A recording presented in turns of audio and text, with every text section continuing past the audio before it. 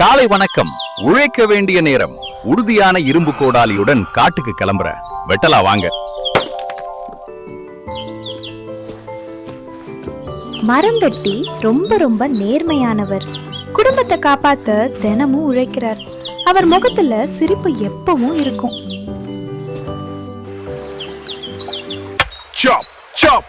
இந்த மரம் ரொம்ப உறுதியா இருக்கே, இன்னும் பலமான வெட்டணும். ஐயோ, என் கோடாலி வழுக்கி ஆத்துல விழுந்துருச்சு. ஐயோ, இப்போ நான் என்ன பண்ணுவேன்? என் குடும்பத்துக்கு எப்படி சாப்பாடு போடுவேன்?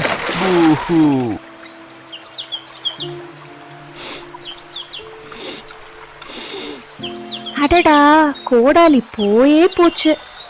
ஆனா இருங்க, ஏதோ ஒரு அதிசயம் நடக்க போகுது.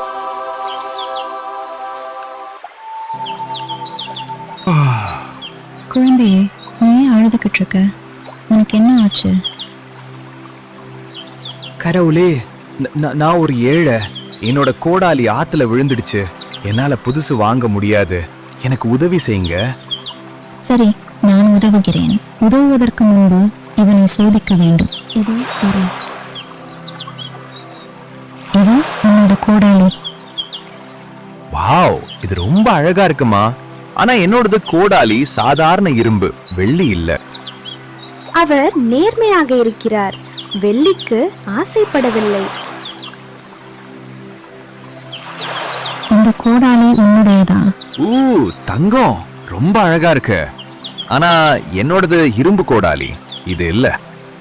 நீ ரொம்ப நேர்மையானவன். இன்னும் ஒரு முயற்சி. இந்த கோடாலி உன்னுடையதா? ஆமா ஆமா, இதுதான் என்னோட கோடாலி. ரொம்ப ரொம்ப நன்றி சாமி. தங்கம், வெள்ளிக்காக கூட நீ போய் சொல்லாம ரொம்ப நேர்மையா இருந்த. அதனால இந்த வெள்ளி மற்றும் தங்க கோடாலிகளையும் நீ வச்சுக்கோ. நல்லா இரு, போயிட்டு வர. ஏய், நேர்மையா இருந்தா எப்பவுமே வெற்றிதான். மரம் வெட்டி அந்த கோடாலிகளை வித்து ஒரு பெரிய வீடு, நிலம், அப்புறம் மாடுகளையும் வாங்கினாரு. அவரோட குடும்பம் சந்தோஷமா இருந்தாங்க. இப்பதான் பேராசை பிடிச்ச பக்கத்து வீட்டுக்காரர் வராரு. Done done done. மரம் வெட்டி, நேத்து ஏழையா இருந்த, இப்ப என்னடா நான் இவ்ளோ பெரிய பணக்காரன் ஆயிட்ட? எப்படிப்பா? ரகசியத்தை சீக்கிரம் சொல்லு. நிச்சயமா சொல்றேன். என்னோட கோடாலி ஆத்துல விழுந்துருச்சு. அப்போ அம்மன் சாமி வந்து தங்கம் வெள்ளி கோடாலிகளை காட்டி என்ன சோதிச்சாங்க. ஆனா நான் நேர்மையா இருந்தேன். அதனால அவங்க 3 கோடாலிகளையும் எனக்கே கொடுத்துட்டாங்க. என்ன, தங்க கோடாலியா? நானும் முயற்சி செஞ்சு பார்க்க போறேன்.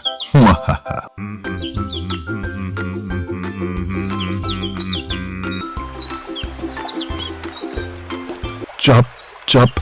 ஐயோ, என் கோடாலி. ஐயோ, காப்பாத்துங்க, நான் ரொம்ப கவலையா இருக்கேன்.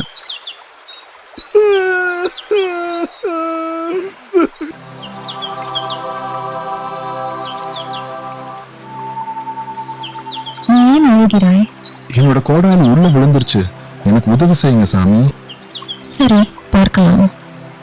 இந்த கோடாலி உன்னுடையதா? ஆமா ஆமா, என்னோடதுதான். கொடுங்க. கொஞ்சம் இரு, நீ போய் சொல்ற. உன்னோட கோடாலி தங்கம் இல்ல. உனக்கு சும்மா கிடைக்கிற பொருள் மேலதான் ஆசை. பேராசை பிடிச்சவங்களுக்கு எதுவுமே கிடைக்காது. ஐயோ, என்னோட இரும்பு கோடாலியாவது திருப்பி கொடுங்க. ஹலோ அம்மன் சாமியே, இப்ப என்கிட்ட ஒரு கோடாலி கூட இல்லையே. நிஜமாவே அழுகை வருது. பேராசக்கார பக்கத்து வீட்டுக்காரர் வெறும் கையோட வீட்டுக்கு போறாரு. அவரோட பொய்யால இருந்ததையும் இழந்துட்டாரு. இதுல இருந்து நம்ம கத்துக்கிட்ட பெரிய பாடம் என்ன? நேர்மையா இருந்தா நன்மைகள் கண்டிப்பா கிடைக்கும். ஆனா பேராசைப்பட்டா கையில இருக்கிறதையும் இழக்க வேண்டி இருக்கும். அந்த மரம் வெட்டி மாதிரி நேர்மையா இருங்க. பேராசக்கார பக்கத்து வீட்டுக்காரர் மாதிரி இருக்காதீங்க. நீங்க இதுல இருந்து ஏதாவது கத்துக்கிட்டீங்கன்னா ஒரு தம்ஸ் அப் கொடுங்க. இந்த வீடியோவை லைக் பண்ணுங்க, சப்ஸ்கிரைப் பண்ணுங்க, அப்புறம் கமெண்ட்ல சொல்லுங்க. நீங்களா இருந்தா அந்த தங்க கோடாலிய என்னோடதுதான்னு சொல்லிருப்பீங்களா? இல்ல நேர்மையா இரும்பு கோடாலி தான் என்னோடதுன்னு சொல்லிருப்பீங்களா? ஒரு பிரகாசமான வெயில் மிக்க நாள் புல்வெளியில் சின்ன எறும்பு செம வேலையா இருக்கு.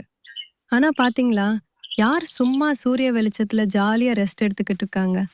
அந்த வெட்டியான வெட்டுக்கிளி தான். மழைக்காலம் ஆரம்பிக்கிறதுக்கு முன்னாடி எல்லாத்தையும் சேமிச்சு வைக்கணும். இன்னும் நிறைய சேமிக்கணும். நாளைக்கு சாப்பாடு தேவை.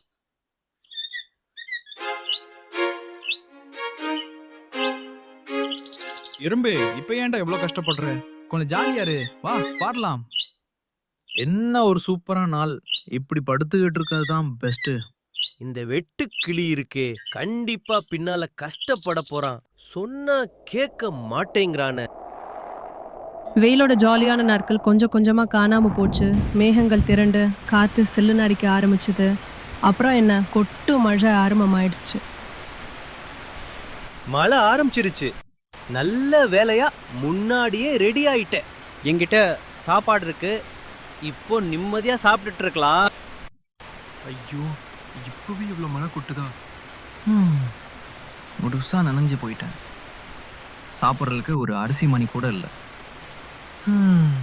அந்த எறும்பு சொன்னதை கேட்டிருக்கலாம். இப்போ புலம்புனா என்ன பண்ண? ஐயோ, சூரியனும் போயிடுச்சு, எல்லாமே நனைஞ்சு போச்சு. ஓ, அந்த எறும்போட வீடு மட்டும்தான் எனக்கு இருக்கிற ஒரே ஆப்ஷன். எறும்பே, கொஞ்சம் கதை பத்திர, என்னால் நிற்கவே முடிய, ப்ளீஸ்.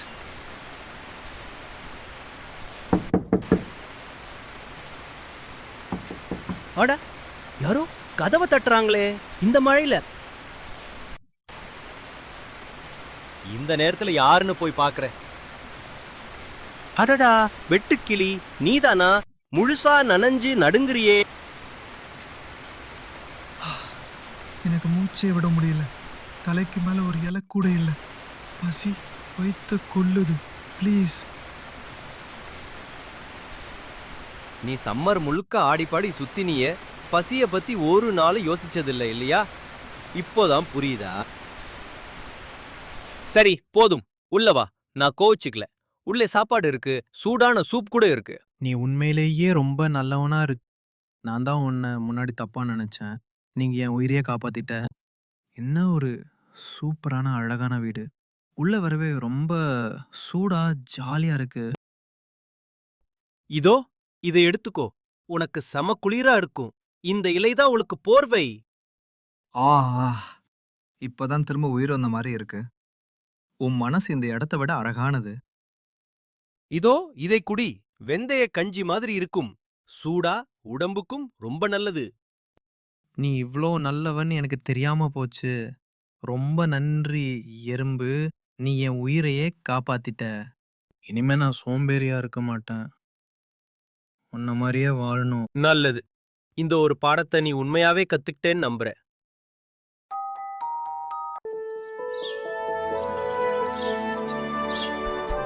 ஒரு அழகான காட்டில் எதற்கும் எப்போதும் தயாராக இருக்க விரும்பும் ஒரு காட்டுப்பன்றி இருந்தது. அது ஒரு பெரிய பழைய மரத்தின் பட்டையில் தன் பற்களை தேய்த்து கூர்மையாக்கிக் கொண்டிருந்தது. Scratch, scratch, scratch.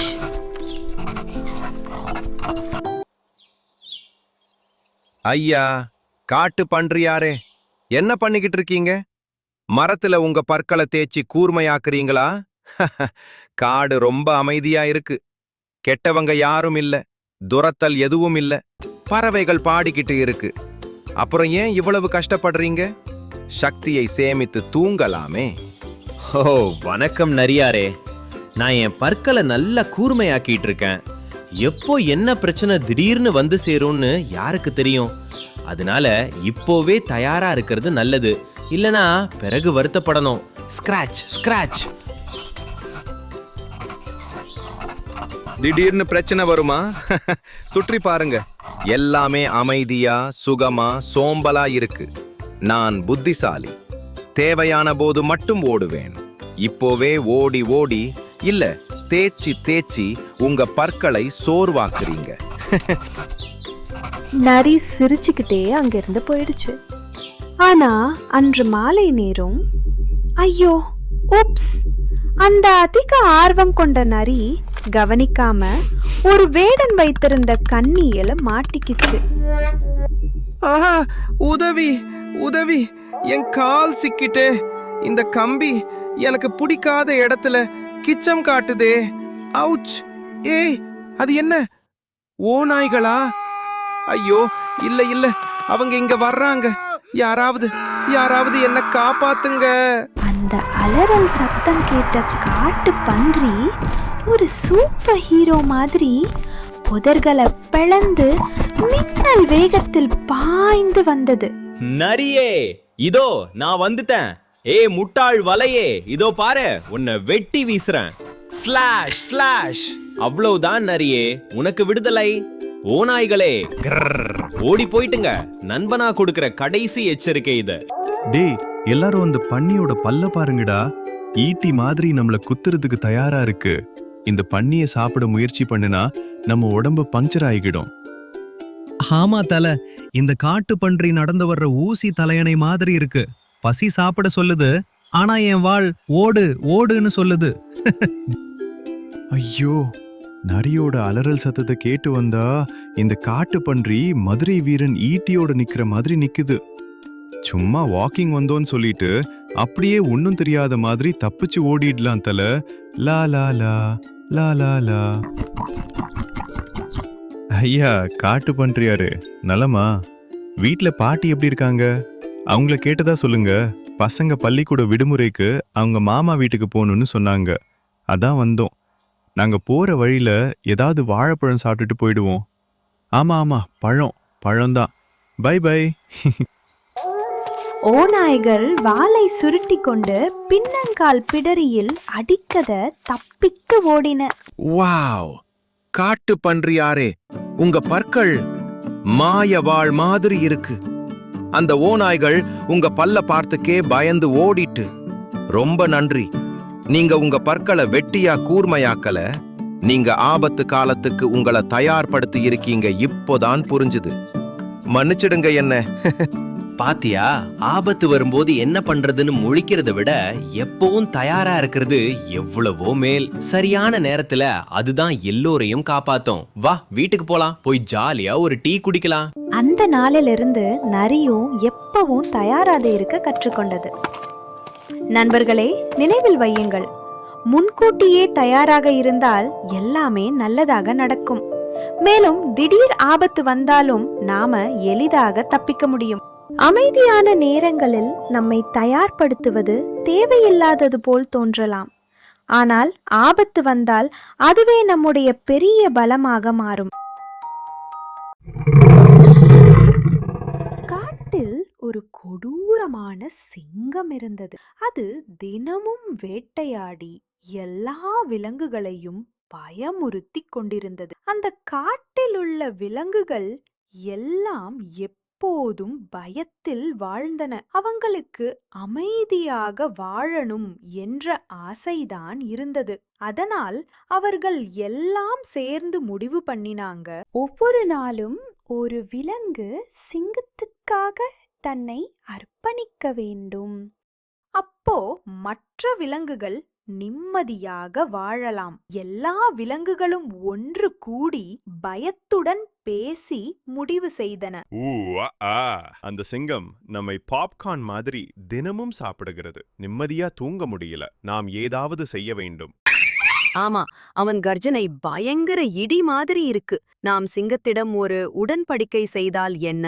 நம்மில் ஒருவர் தினமும் சிங்கத்தில் குகைக்கு உணவாக செல்வோம். இதனால் மற்றவர்கள் நிம்மதியாக உறங்கலாம். சரி, ஆனால் முதலில் யார் செல்வது?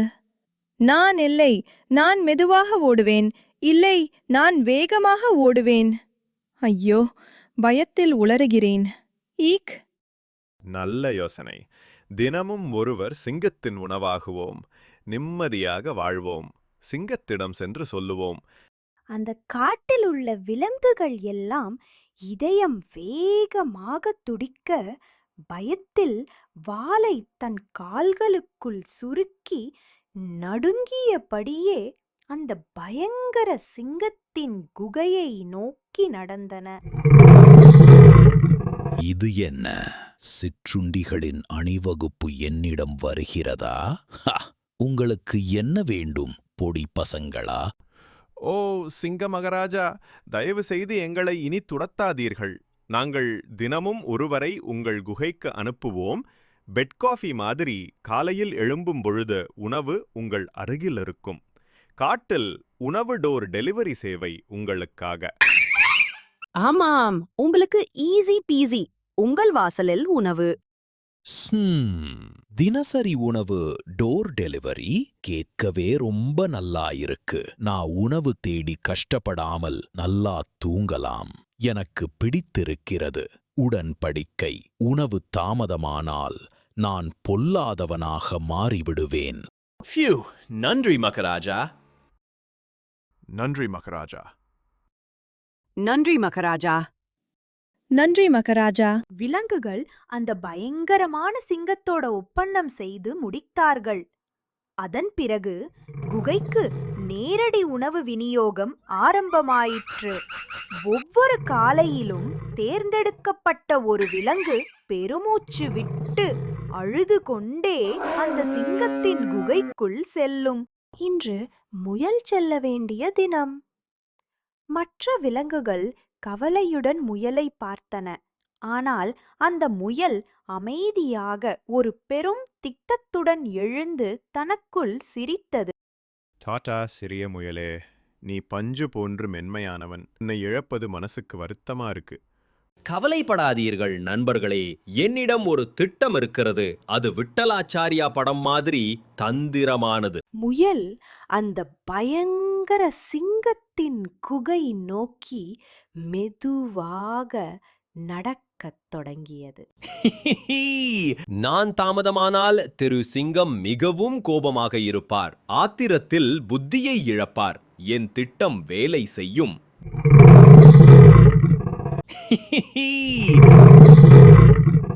எங்கடா போய் தொலைந்த? ஏன் இவ்வளவு தாமதம்? நான் பயங்கர பசியில் உள்ளேன். யானை பசிக்கு சோளப்பொரி மாதிரி வந்திருக்க பொடியனே. வலிமையான சிங்கராஜாவே, தாமதத்துக்கு மன்னிக்கவும். நான் இங்கு வரும் வழியில் ஒரு பயங்கரமான சிங்கத்தை சந்தித்தேன். அவன்தான் உண்மையான ராஜா என்றும் நீங்கள் ஒரு சிறு பூனை என்றும் சொன்னான். அவனிடமிருந்து தப்பித்து வர தாமதமாகிவிட்டது. மற்றொரு சிங்கமா? என்னை பூனை என்று அழைக்கிறானா? இப்போது என்னை அவனிடம் அழைத்துச் செல். யார் ராஜா என பார்ப்போம். வாருங்கள், அவன் எங்கு ஒளிந்து உள்ளான் என்று காட்டுகிறேன். அவன் பயங்கரமானவன், ஜாக்கிரதை. அவன் அந்த கிணத்தில் ஒளிந்து உள்ளான். அருகில் சென்று பாருங்கள் ராஜா. நான் அவனை பார்த்து விட்டேன். என்னையே முறைக்கிறான். எவ்வளவு தைரியம்!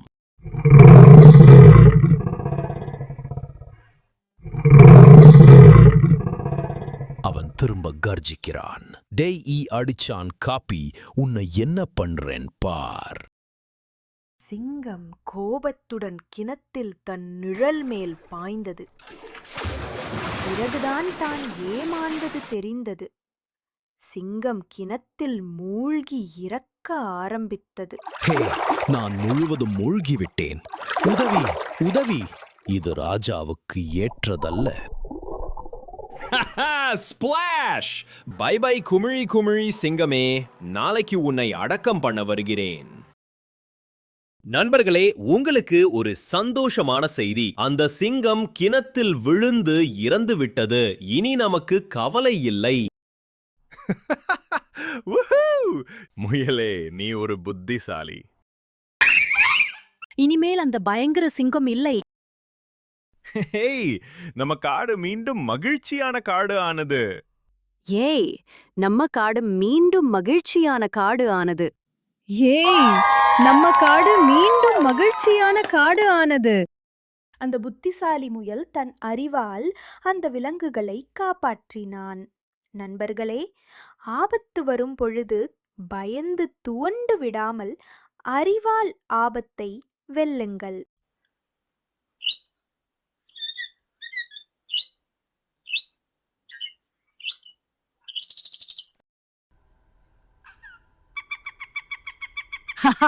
கொடியில ஊஞ்சலாடி ஓடலாமா? முடிஞ்சா புடிச்சு பாரு என்ன.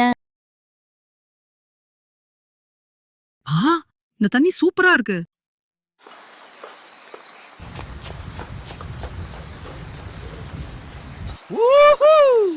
பாத்தீங்களா அத? காட்டுல வேகமா ஓடுறவ நான் தான். வணக்கம் நண்பர்களே. இங்க இருக்க யாருமே என் வேகத்தோட போட்டி போட முடியாது.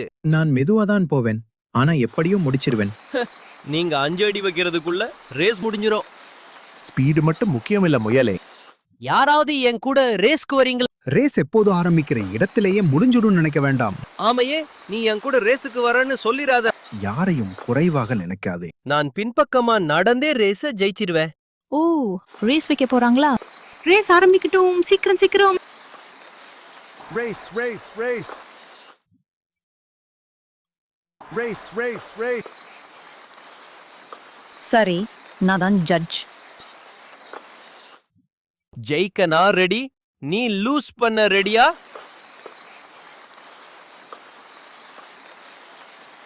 நான் எப்பவுமே ரெடி தான்.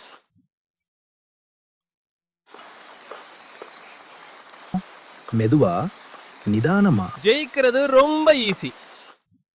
ரேஸ் போறவங்கெல்லாம் ஸ்டார்ட் லைனுக்கு வாங்க.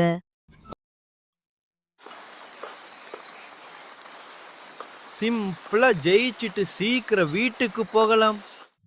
நான் ரெடியா இருக்கேன். சரி, செட், கோ. நான் போயிட்டு வரேன், அப்புறம் பார்க்கலாம். அடியடியா முன்னுக்கு போவேன். முயல் போற வேகத்தை பாருங்க. போவாமே, ஜெயிக்கிறது கண்டிப்பா நீதான்டா. இன்னும் அங்கதான் வர்றான். இது ரொம்ப ஈஸி.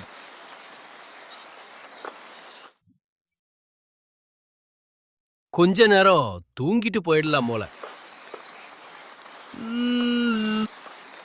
நிறுத்தாம முன்னேறிக்கிட்டே இரு. பாருங்க, ஆமை முயல முந்திட்டு போகுது. ஆரரா, இவன் இன்னும் தூங்கிட்டே இருக்கானா? கொஞ்சம் தூரம்தான், வெற்றி நெருங்கிடுச்சு. அரடா, அவன் வேகமா வரான் பாரு.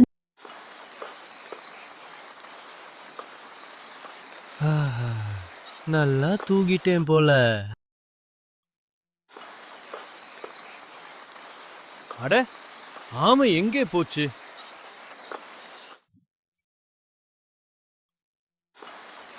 ஐயோ, அவன் முன்னாடியா இருக்கா?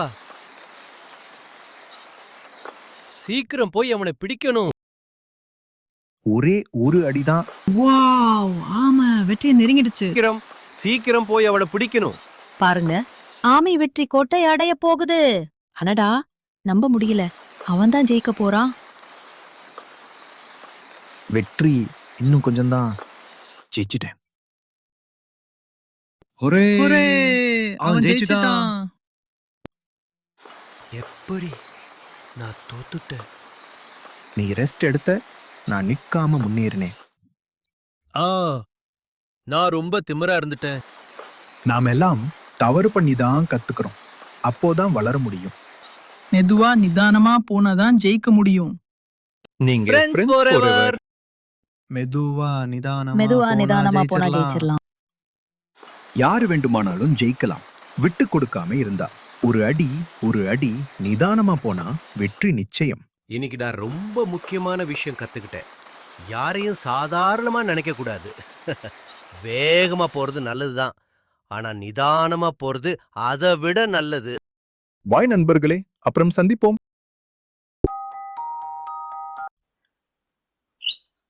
ஒரு அழகிய காட்டில் ஒரு யானை வாழ்ந்து கொண்டிருந்தது. ஒரு நாள் ஒரு மிகப்பெரிய வெள்ளம் வந்து அந்த காட்டை அழித்தது. எல்லாவற்றையும் இழந்த அந்த யானை ஒரு புதிய துவக்கத்திற்காகவும் புதிய நண்பர்களை பெறவும் ஒரு புதிய காட்டுக்குள் சென்றது. வாவ், இந்த காடு ரொம்ப பெரியதாகவும் அழகாகவும் இருக்கிறது.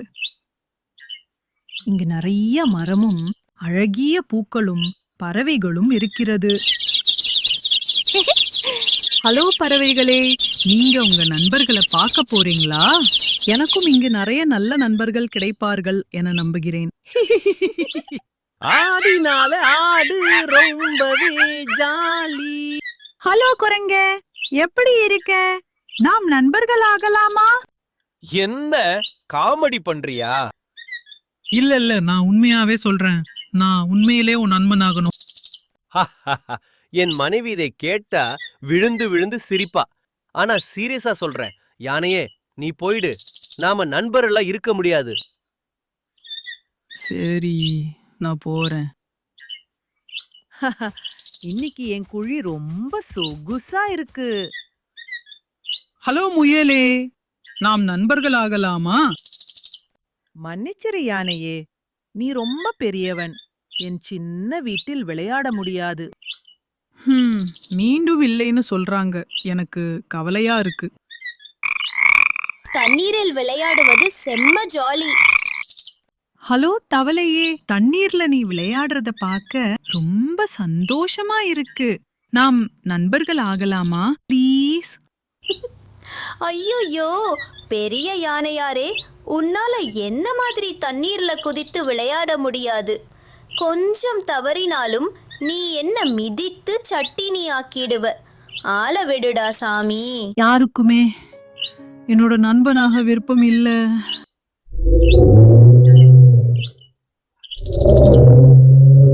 ஹேய் பிராசியோசாரஸ், நாம் நண்பர்கள் ஆகலாமா?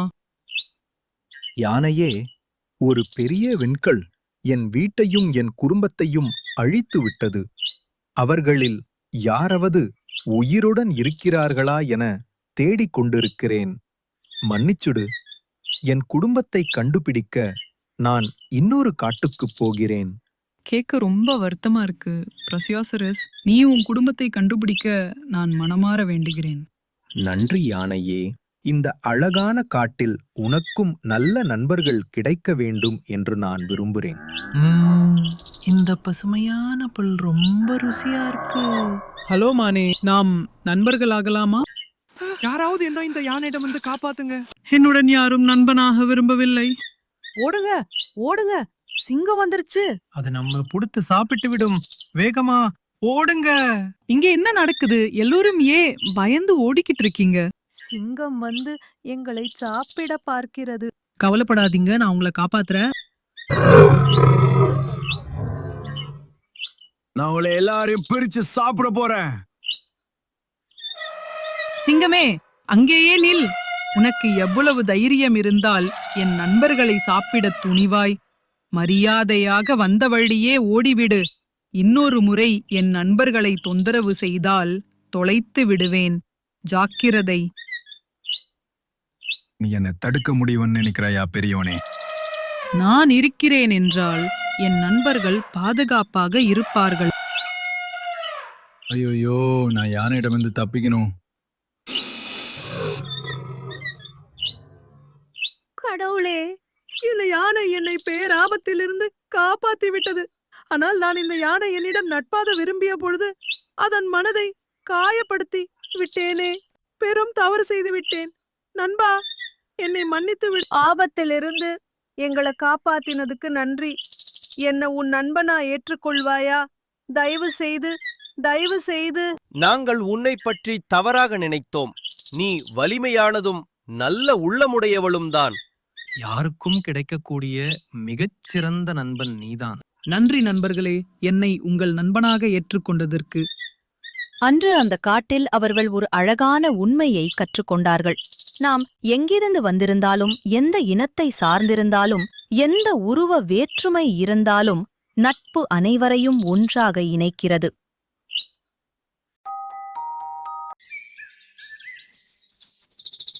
காட்டின் நடுவில் இருந்த பெரிய மைதானத்தில் எல்லா விலங்குகளும் கூடின.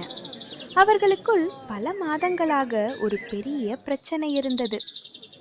உணவு, செல்லும் பாதைகள், யார் நியாயமானவர் என பல விஷயங்களுக்காக தங்களுக்குள் சண்டை போட்டு கொண்டிருந்தனர். இறுதியில் அனைவரும் ஒரு முடிவுக்கு வந்தார்கள். நமக்கு ஒரு ராஜா தேவை.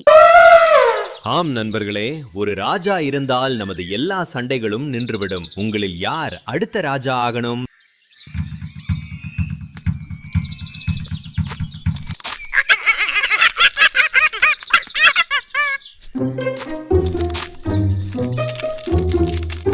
என்ன பாருங்க, பறவைகளை விட உயரமா குதிக்க முடியும்.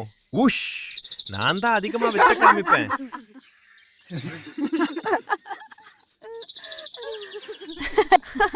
நீ நல்ல வித்த காவிக்கிறா. இப்படி இன்னொரு தடவை பண்ண. இது பார்க்க ரொம்ப ஜாலியா இருக்கு. இனிமே நீதான் இந்த காட்டுக்கு ராஜா. நீ இருந்தா எல்லாமே ரொம்ப கலகலப்பா இருக்கும். நான் தான் இந்த காட்டுக்கு ராஜா. எல்லாரும் என்னை பார்த்து தலை வணங்கணும். இந்த ராஜா உண்மையிலேயே புத்திசாலியா இல்ல வெறும் தம்பட்டமா? கண்டுபிடிப்போம்.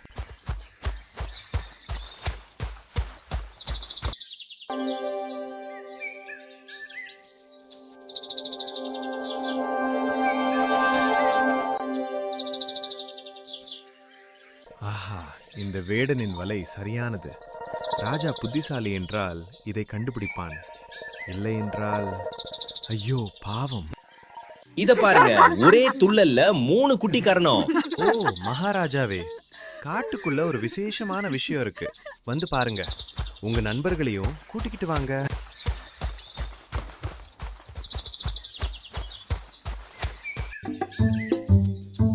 வாவ், அந்த பழம் செம்ம ருசியா தெரியுது. அது என்னோடது தான். எதுக்குன்னா நான் ராஜா. ஐயோ, யாராவது என்ன காப்பாத்துங்க, நான் தலைகீழா தொங்குறேன், என்ன கீழே இறக்குங்க.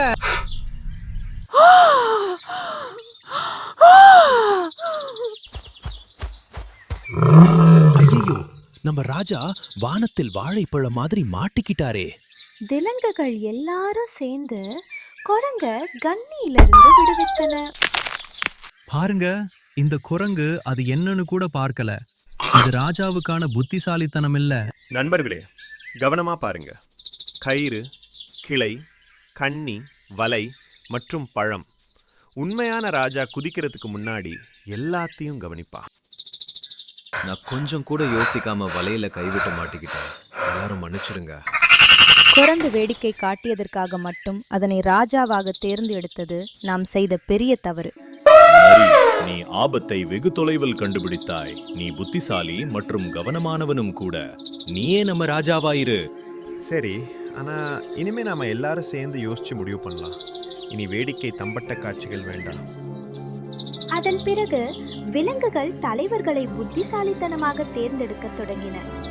வெறும் வேடிக்கை காட்டுபவர்களை அல்ல, யோசித்து நடப்பவர்களையே அவர்கள் தேர்ந்தெடுத்தனர்.